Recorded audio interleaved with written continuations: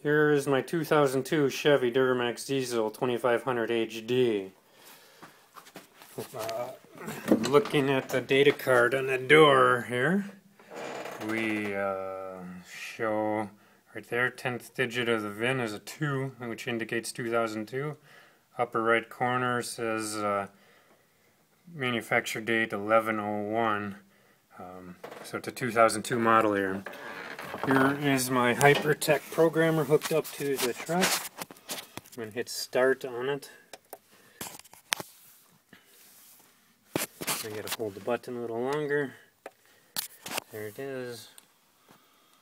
It says System Test Hypertech Power Programmer version 3230029 for 2001 and 2005 Duramax trucks. Copyright 2004. Turn key to the run position. Just did that.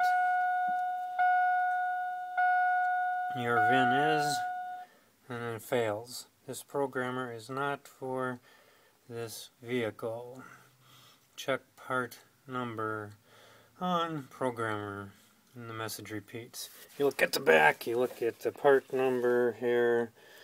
Part number shows 30029 for 2001 and 2005 Duramax trucks. It should be the right programmer for the truck. It does not work. Something is wrong with the programmer.